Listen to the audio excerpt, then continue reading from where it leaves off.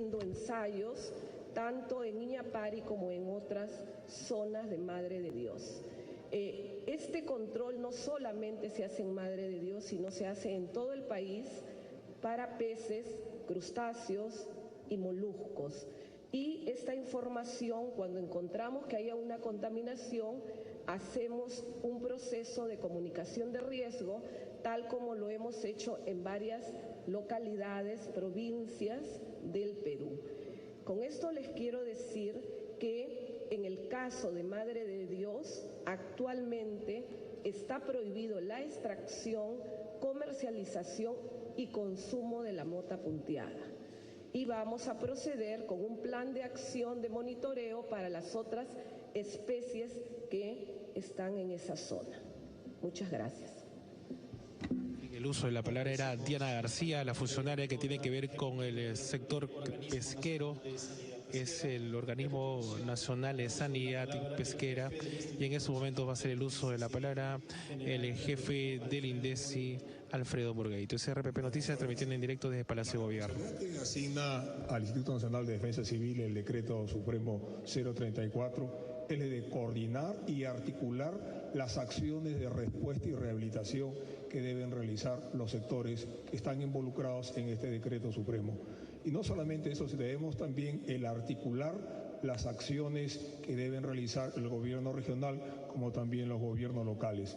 El trabajo que deba realizar cada sector está basado a sus planes de acción, los cuales a través del tiempo en este decreto supremo pueden sufrir una serie de variaciones por la situación que se puede ir presentando. Entonces nuestra responsabilidad como el INDECI es realizar la coordinación y el seguimiento. Asimismo tenemos la responsabilidad que nos atañe conforme a la Ley de Gestión de Riesgos, el de proporcionar bienes de ayuda humanitaria. Esto va a estar a disposición de los que están afectados, de la población afectada, particularmente lo que es el tema alimentario, es como complementario a su ración alimentaria de estos pobladores. Tenemos toda la disposición y toda la cantidad suficiente para poder atender a más de 40.000 o 50.000 personas que refirió el viceministro de Salud, para atender a la población durante todo el tiempo que dure esta declaratoria de estado de emergencia. Con las palabras del jefe del Instituto Nacional de Defensa Civil, invitamos a los miembros de la prensa a realizar las preguntas correspondientes. Se agradecerá mencionar los nombres y medios a los que corresponden.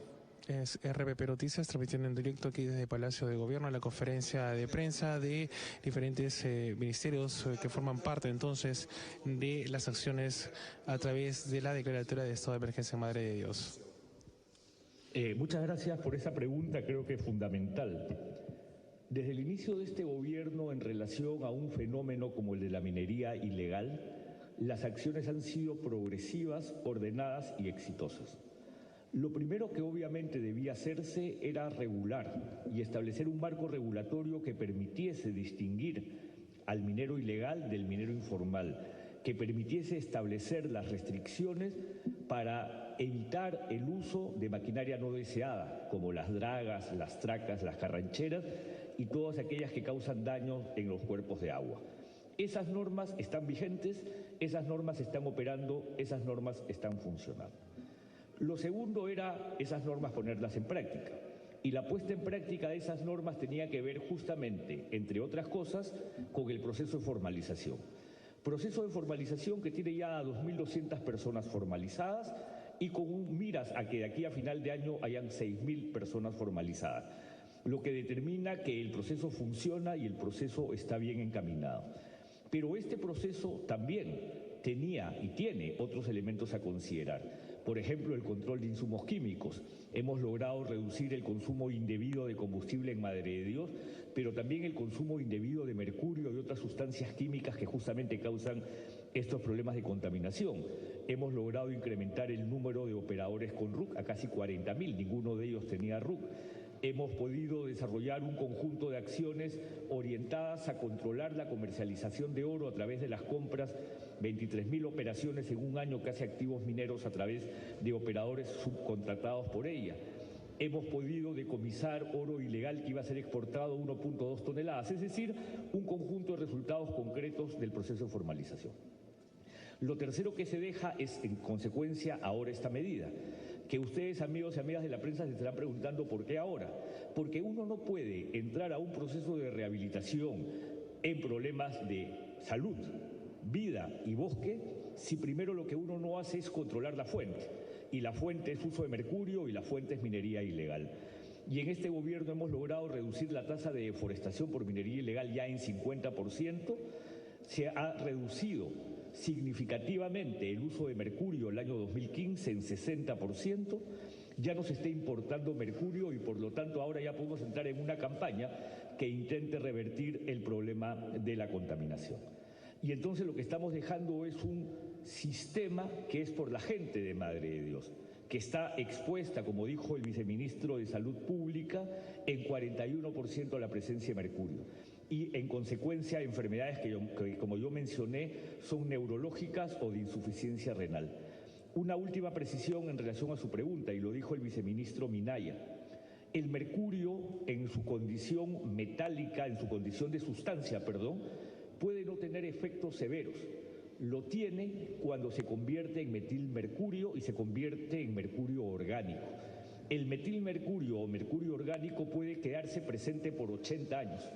Por lo tanto, podemos, si no establecemos medidas ahora, seguir sufriendo problemas de contaminación en ese periodo. Por lo tanto, es responsabilidad del Estado cortar esa fuente de contaminación.